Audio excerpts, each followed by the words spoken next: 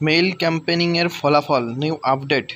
তো আজকে অলরেডি ইতিমধ্যে সবাই জেনে গেছো, যারা ডাব্লিউপি ক্যান্ডিডেট রয়েছে হয়তো ইতিমধ্যে সবাই জেনে গেছো বা অনেকে হয়তো জানো না। তো মেইল ক্যাম্পেনিং অ্যালার্ট চলছে, আমাদের মেইল ক্যাম্পেনিং তোমরা জানো আজকেই চলছে। তো এর ফলাফলে কী হবে অনেকে আমার কাছে জানতে চেয়েছো, ঠিক আছে? তো যারা এখনও মেইল করোনি অবশ্যই মেইল ক্যাম্পেনিংয়ে অংশগ্রহণ করো এবং যে যতগুলো পারো মেইল করো, ঠিক আছে? এর ফলাফলে কী হতে পারে, ঠিক আছে? আমাকে অনেকে জানতে চাইছো।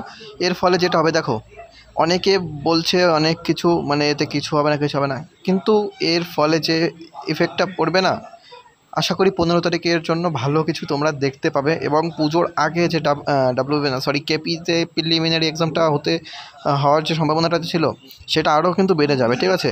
আর পুজোর আগেই আশা করছি কেপি প্রিলিমিনারি এক্সামটা হয়ে যাবে, সেটা তোমরা নিজেরাই দেখতে পাবে। যতক্ষণ আপডেট পেয়েছি তোমাদের সঙ্গে শেয়ার করছি। আর কেপিএসআই রেজাল্ট, তারপর ডাব্লিউপি কনস্টেবলের যে মেইন এক্সাম, মানে একটাই যে এক্সাম, সেটা কিন্তু পুজোর পরেই হয়ে যাবে, বেশি লেট কিন্তু হবে না, এবং ভোটের আগেই কিন্তু জয়েনিংটা হয়ে যাবে সবার। তো আপডেট ছিল এইটুকুনই।